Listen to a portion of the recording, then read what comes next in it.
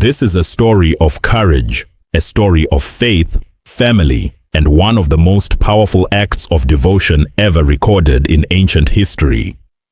It comes from a book that's not always in every Bible, but one that tells deeply human stories, the book of 2 Maccabees Chapter 7. Our story begins over 2,000 years ago. The land of Judah was under foreign rule, governed by a powerful king named Antiochus IV Epiphanes. He was part of the Greek Seleucid Empire and had a bold ambition to erase Jewish identity, to force the people of Elohim to abandon their laws, their traditions, and their worship of Elohim. He outlawed Sabbath rest, circumcision, prayer, and worst of all, he desecrated the temple in Jerusalem by sacrificing pigs, unclean animals, on its altar.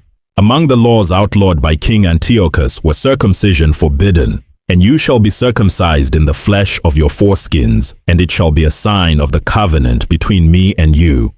Genesis 17:11. Antiochus called it barbaric. To the Jews, it was sacred, the seal of the covenant between Abraham and God. Now, mothers wept in silence, hiding their newborn sons. Those caught circumcising their children were dragged through the streets and killed. Observing the Sabbath outlawed. Remember the Sabbath day to keep it holy. 6 days you shall labor, but the seventh day is a Sabbath to the Lord your God. Exodus 28:10. The seventh day, once a day of rest, joy, and prayer, had become a death sentence. Soldiers raided homes on Fridays, searching for signs of preparation. No loaves could be baked, no candles lit. Anyone caught was flogged in the town square. Their only crime, obedience to a voice higher than the king's. Reading or possessing the Torah banned. This book of the law shall not depart from your mouth, but you shall meditate on it day and night. Joshua 1:8. Antiochus ordered every copy of the Torah to be seized and burned. The sacred scrolls that once echoed in synagogues were now hunted like criminals. Kosher dietary laws abolished. You shall not eat any abomination. These are the animals which you may eat. Deuteronomy 14:3-4. Then came the pigs. The king's men brought swine into the temple, slaughtered them on the holy altar, and forced Jews to eat the flesh. Those who refused were dragged into the street, and the executioner's blade fell on them. For Jews, this wasn't just oppression, it was spiritual warfare. To obey Elohim's law became an act of rebellion and a risk of death. In the midst of all this chaos, one Jewish mother and her 7 sons were arrested. Their crime, refusing to eat pork. It might seem like a small thing to most, but for the Jews, eating pork is strictly forbidden by Elohim's law. To break this commandment is to break their covenant with Elohim. But Antiochus wasn't just trying to feed them bacon. He was testing their loyalty, pushing them to reject their Elohim publicly. So the king had them dragged before him. And what happened next was brutal. Antiochus looked them over and spoke, smug and certain. "Just eat the meat, swear allegiance to me, and you can live," said the king. But the eldest son stepped forward. "We are ready to die rather than break the laws of our ancestors," said the eldest son one by one. The sons were tortured. Not quickly, not quietly. Antiochus wanted to make an example of them, to terrify anyone else who might resist. The first son was killed. Then the second was brought forward, beaten, burned. Still, he cried out, "You take this life from us, but the King of the universe will raise us back to life one day, because we die for his laws," said the second son in defiance. The third son was brought forward, and with every wound he lifted his voice. "These hands were given to me by Elohim.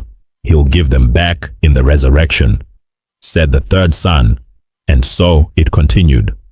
The fourth, the fifth, the sixth. Each son died with courage. Each refused the king. Each placed their hope not in surviving, but in eternity. At last, only the youngest son remained. He was just a boy. Antiochus saw an opportunity. If he could convince the child, he might still save face. So he spoke gently to the boy, offering riches, power, a high position in his kingdom.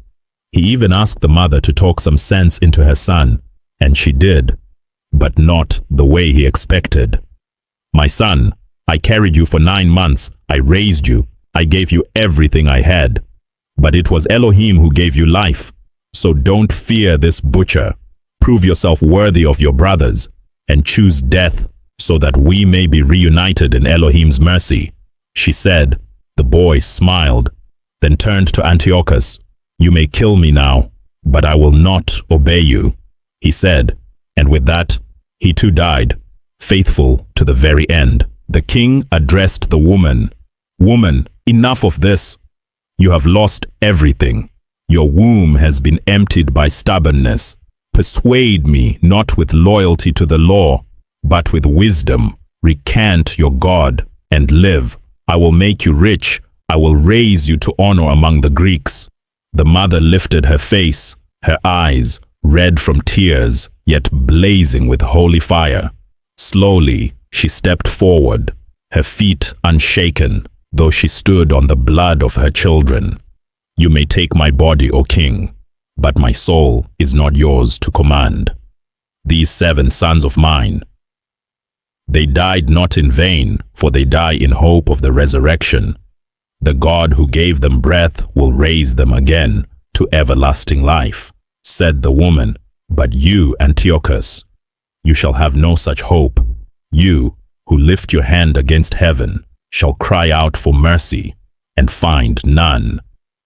Her voice was like thunder wrapped in silk, her faith like a sword none could bend.